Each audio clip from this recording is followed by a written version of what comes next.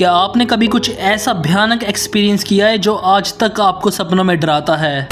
ये कहानी है एथन की, जो 20 इयर्स का एक कॉलेज स्टूडेंट है। उसने हाल ही में एक नई कार खरीदी और वो उसे चलाते हुए एक घने जंगल में ले जाता है जो तकरीबन 100 मील का होगा और उसकी सड़कें भी जिगजैग पोजीशन में थी और कार के बाहर बहुत तेज हवाएं चल रही थी जिसकी वजह से झाड़ियां भी काफी तेजी से हिल रही थी। हर जगह पत्तियां उड़ रही हैं जिसकी वजह से एक डरावना माहौल बन रहा है। बारिश के कारण लगातार सरसराहट की आवाज आ रही है और अचानक से एथन ने एक लड़की को बारिश में चलते हुए देखा। वो काफी थकी हुई और कमजोर लग रही थी। उस लड़की ने हल्के बैगनी रंग के कपड़े पहने हुए थे जिसकी फ्रॉक लगभग उसके घुटने तक की थी और उसके कमर पर एक छोटी सफेद बेल्ट है जिसकी वजह से वो लड़की काफी सुंदर लग रही थी। बारिश के कारण उसके कपड़े उसकी बॉडी से चिपक कर काफी भारी हो जाते हैं। उस लड़की को देखकर एथन का मन चिंता और सहानुभूति से भर जाता है और उसके मन से आवाज आई, मुझे कार रोकनी चाहिए। एथन फैसला करता है कि उसे कार रोककर उस लड़की से लिफ्ट के लिए पूछना चाहिए और पूछने पर उस थकी हुई आंखों और भीगे हुए बालों वाली लड़की ने बोला कि उसका घर पास में ही है।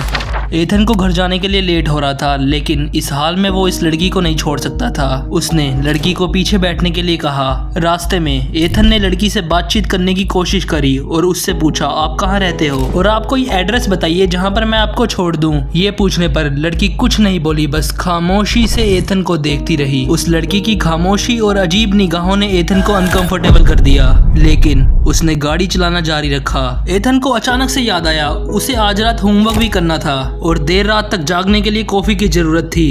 एथन ने उस लड़की से कहा, मैं कॉफी खरीदने के लिए रेस्ट स्टॉप पर रुकूंगा, क्या तुम्हें कुछ चाहिए? उस लड़की ने अपना सिर हिलाया और बिना कुछ कहे खिड़की से बाहर देखने लगी। देखने पर ऐसा लग रहा था कि उस लड़की की आंखें और हाथ ठंडे पड़ चुके थे। खैर, एथन ने एक रेस्ट स्टॉप पर अपनी कार रोकी और कॉफी खरीदने चला गया और जब एथन वापिस आया तो उसने देखा वो लड़की कार से गायब थी।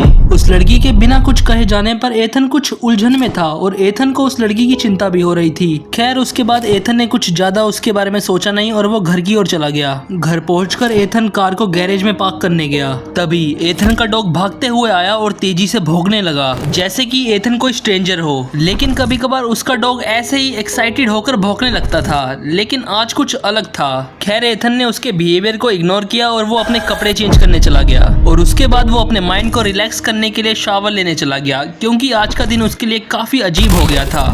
शावर लेने के बाद जब वो अपने बिस्तर की ओर जाने लगा तो उसने देखा कि ये एक पानी का लंबा सा निशान उसके दरवाजे से लेकर बिस्तर तक बना हुआ है जैसे कि कोई लंबी सी चीज अपने आप को खींच कर ले जा रही हो। इसके कारण फर्श ठंडा और गहरा हो गया था। एथन सोच में पड़ गया कि ये पानी का निशान कहाँ से आया। उसने अपने चारों तरफ कोई अजीब सी चीज खोजने की कोशिश करी जो इस पानी की वजह हो सकती है।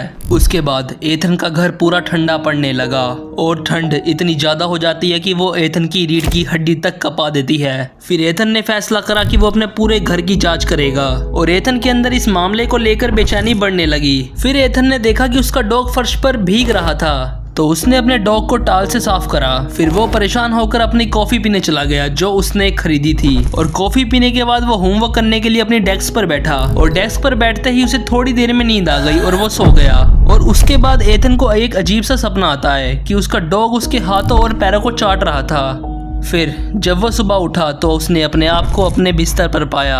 हाँ, बिल्कुल बिस्तर पर, और उसकी चादर थोड़ी गीली हो चुकी थी और साथ ही उसने उठने पर एक चीज नोटिस करी कि उसके बाल थोड़े गीले हो चुके हैं जबकि नहाने के बाद उसने अपने बाल अच्छे तरीके से साफ करे थे और खिड़की खुली हुई थी और कमरे का दरवाजा बंद था। और जब उसने अपने रूम का दरवाजा खोला तो उसका डॉग बाहर पड़ा हुआ था और वो एथन को अचानक से सूंघने लगा जैसे कि उससे कुछ अजीब सी स्मेल आ रही हो।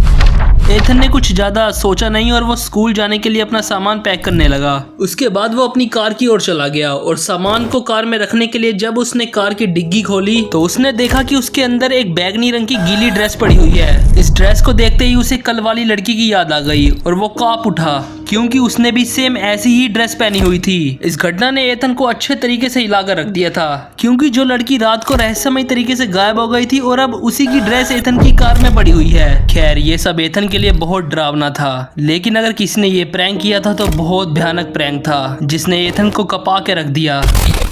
आपका इसके बारे में क्या कहना है? अपनी राय कमेंट्स में लिखिएगा।